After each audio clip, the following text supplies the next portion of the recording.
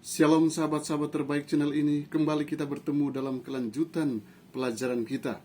Dan saat ini kita masuk pelajaran yang ketiga dengan judul Anak yang Dijanjikan. Sebelum kita lanjutkan, saya mau ajak kita tunduk kepala, kita berdoa. Kebutuhan kami yang terbesar saat ini ialah hadirnya kuasa Roh Kudus-Mu memenuhi hati dan pikiran kami, memberikan pengertian yang jelas untuk firman kebenaran yang akan kami pelajari saat ini. Berfirmanlah Tuhan, kami siap mendengarkannya. Dalam nama Yesus. Amin. Oke, puji Tuhan, kita boleh berada bersama-sama dalam suasana sukacita, di mana kita akan membahas satu pelajaran yang penting, pelajaran yang ketiga.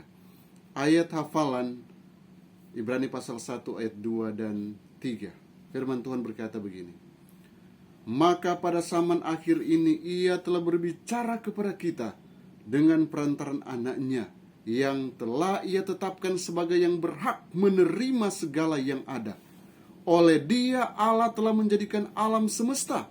Ia adalah cahaya kemuliaan Allah dan gambar wujud Allah. Saudaraku, setelah Adam dan Hawa berdosa, Allah menjanjikan mereka benih, yaitu seorang anak yang akan membebaskan mereka dari musuh, memulihkan warisan yang telah hilang, dan memenuhi tujuan sebagaimana mereka diciptakan. Kejadian pasal 3 ayat 15, sering kita sebut proto-evangelion. Inilah janji itu. Anak ini akan mewakili dan menebus mereka oleh mengambil tempat mereka, dan pada akhirnya menghancurkan ular itu.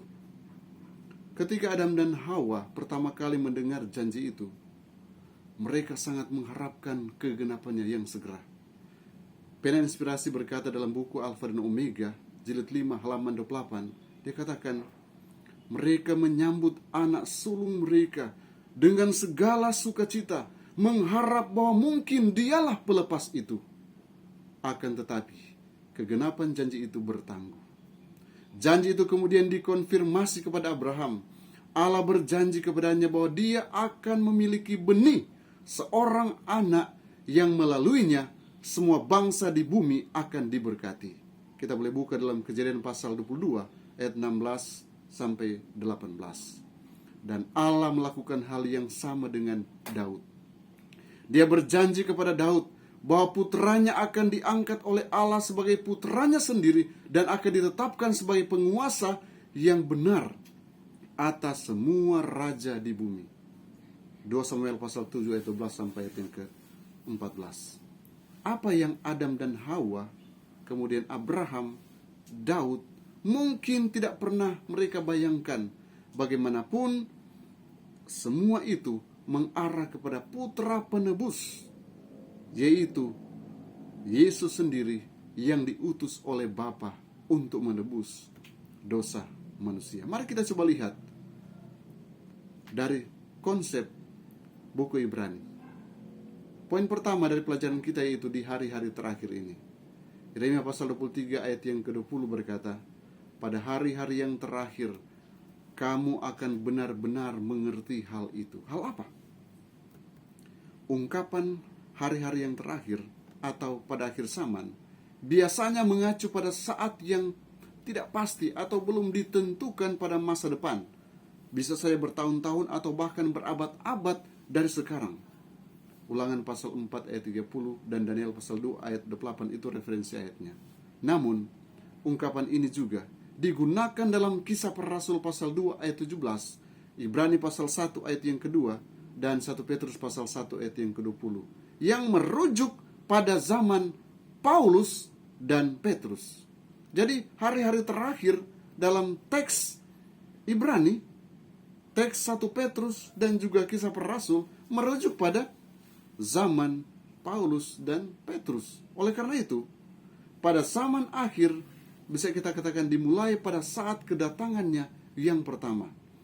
Kematian Yesus menentukan masa depan dunia ini. Meskipun akhir masih akan datang, apa yang Bapa mulai pada kedatangan Yesus yang pertama akan diselesaikan pada kedatangannya yang kedua. Mungkin boleh kita bandingkan seperti ini. Pada zaman terakhir, Yesus dibangkitkan. Pada akhir zaman kita akan dibangkitkan. Pada zaman akhir kita adalah ciptaan baru. Pada akhir zaman Allah akan menjadikan ciptaan baru. Pada zaman akhir kerajaan Allah ada di antara kita. Pada akhir zaman kerajaan kekal akan didirikan di bumi. Saudaraku, poin selanjutnya, Allah telah berbicara kepada kita oleh anaknya.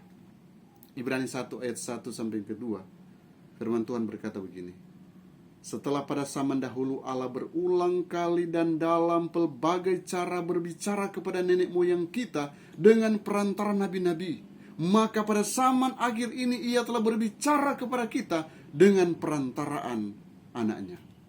Ibrani pasal 1 ayat 1 sampai ayat yang keempat, ini hanyalah satu kalimat dalam bahasa Yunani, dan dikatakan bahwa itu adalah yang paling indah di seluruh perjanjian baru dari sudut pandang seni retorisnya.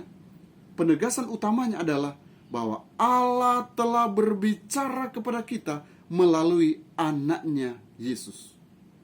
Allah telah berbicara melalui para nabi selama kurang lebih 1000 tahun. Dari Musa hingga Maleaki, kemudian hening.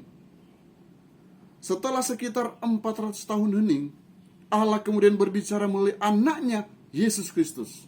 Firman Tuhan yang dibagikan oleh para nabi dalam perjanjian lama akhirnya benar-benar jelas. Yesus Kristus menggenapi janji-janji Allah. Allah dapat melakukan bagi kita apa yang Dia lakukan untuk anaknya Yesus. Misalnya, Yesus duduk di sebelah kanan Allah Bapa, Ibrani 1 ayat 13. Kita juga akan duduk bersama-sama dengan Dia di atas tahtanya. Dalam Wahyu pasal 3 ayat yang ke-21.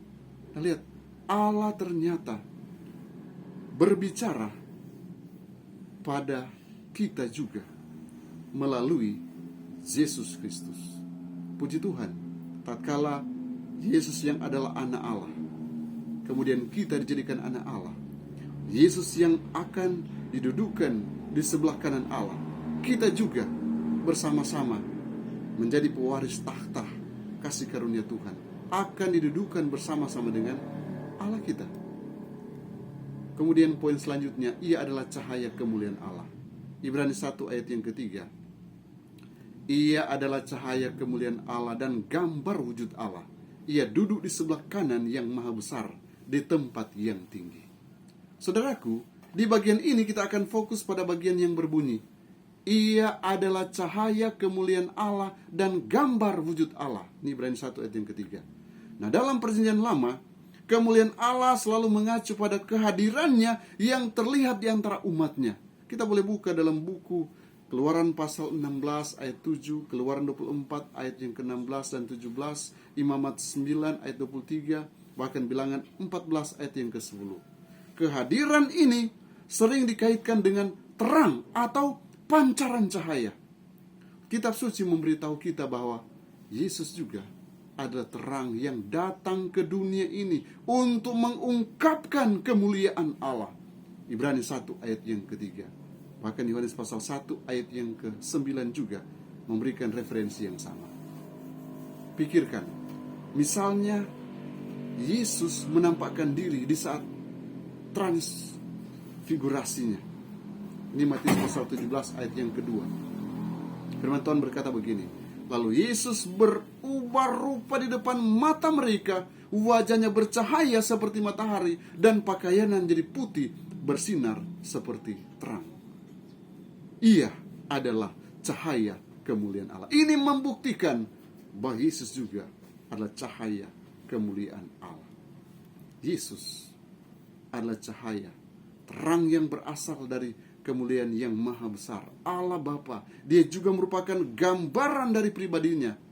Yohanes 14 ayat 9 berkata, barang siapa telah melihat aku, ia telah melihat Bapa. Kemudian poin selanjutnya, melalui siapa dia membuat alam semesta. Yesaya 44 ayat yang ke-24 berkata, akulah Tuhan yang menjadikan segala sesuatu, yang seorang diri membentangkan langit, yang menghamparkan bumi. Siapakah yang mendampingi aku? Yesus diperkenalkan sebagai pencipta dan penopang dalam Ibrani pasal 1 ayat 2 dan 3. Jelas, kitab Ibrani menegaskan bahwa Allah menciptakan dunia melalui atau oleh Yesus, dan bahwa Yesus menopang dunia dengan firman-Nya yang berkuasa. Di dalam Perjanjian Lama, Allah diperkenalkan sebagai salah satunya pencipta dan penopang alam semesta. Itu Nehemia pasal 9 ayat yang ke-6. Oleh karena itu, Yesus lebih dari cahaya Allah. Dia adalah Allah itu sendiri. Allah mampu menciptakan, dan tidak ada yang diciptakan atau ada tanpa Dia. Yesus tidak hanya menciptakan kita, tapi juga menopang kita. Setiap nafas, setiap detak jantung kita, dan setiap saat dari keberadaan kita ditemukan di dalam Dia, yaitu Yesus, dasar dari semua keberadaan yang diciptakan. Hanya di dalam Yesus. Yesus menopang kita. Sebab di dalam Dia kita hidup, kita bergerak, kita ada. Kisah 17 ayat yang ke-28. Poin selanjutnya, engkau telah kuperanakkan pada hari ini. Ibrani 1 ayat yang ke-5. Karena kepada siapakah di antara malaikat-malaikat itu pernah Ia katakan, anakku engkau telah kuperanakkan pada hari ini, dan aku akan jadi bapanya, dan ia akan jadi anakku. Mungkin Anda akan bertanya-tanya, bagaimana Yesus bisa menjadi pencipta dan ciptaan diperanakkan pada saat yang bersamaan? Pencipta diperanakkan. Ibrani 7 ayat yang ke-3 menegaskan bahwa Yesus harinya tidak berawal dan hidupnya tidak berkesudahan. Dia kekal, jadi Dia tidak diciptakan. Ia dinamai anak setelah menjelma sebagai manusia. Jadi ketika Dia namai anak setelah menjelma jadi manusia. Namun istilah diperanakkan tidak mengacu pada inkarnasi Yesus. Yesus diperanakkan dalam arti bahwa Ia diangkat oleh Allah sebagai penguasa yang dijanjikan, seperti dijanjikan dalam garis keturunan anak Daud. Konsep adopsi, saudaraku, di dalam dunia Yunani Romawi, jika berbicara tentang adopsi ilahi, penguasa di timur dekat kuno juga, semua memberikan legitimasi atau kekuasaan khusus di negeri. Dan itu konsep yang berlaku umum. Konsep yang berlaku umum di dunia Yunani Romawi dan bahkan di timur dekat kuno. Ini yang perlu kita pahami. Karena istilah Yesus diperanakkan itu dalam arti Ia diangkat oleh Allah sebagai penguasa yang dijanjikan. Penguasa yang dijanjikan. Mungkin contoh, Onesimus dan jemaat Korintus dilahirkan oleh Paulus. Nah, boleh buka dalam Filemon pasal 1 ayat 10 dan 1 Korintus 4 ayat yang ke-15.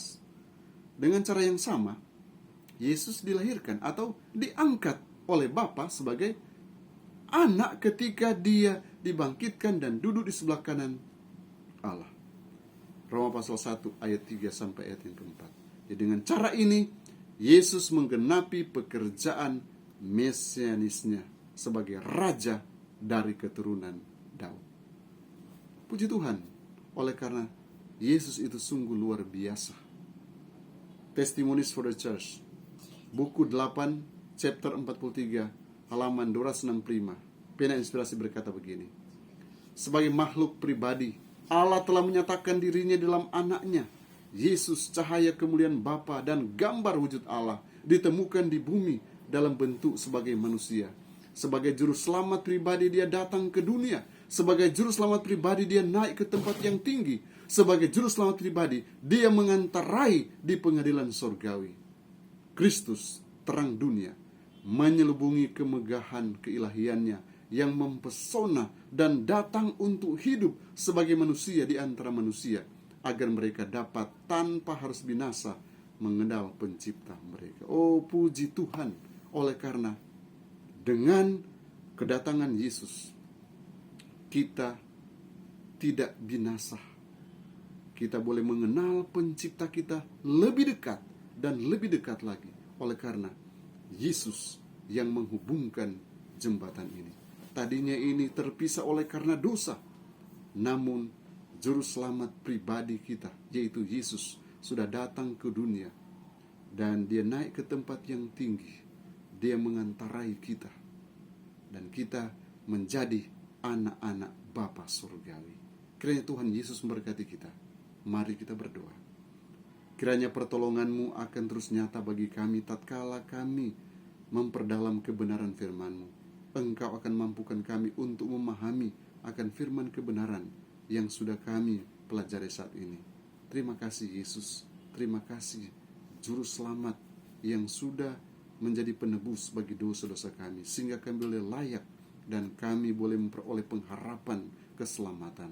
Terima kasih Tuhan untuk firman kebenaran yang boleh kami pelajari saat ini. Tolonglah kami untuk tetap memahaminya lebih dalam.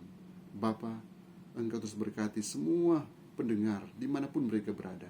Kiranya kasih karunia Tuhan akan melimpah-limpah atas mereka, dan mereka akan diberikan pengertian surgawi. Terima kasih Tuhan, inilah doa hamba-Mu. Memohon berkat untuk semua anak-anak Tuhan yang sedang mendengarkan channel ini, hanya di dalam nama Yesus, Tuhan dan Juru Selamat kami. Amin. Kiranya Tuhan Yesus memberkati kita semua. Shalom.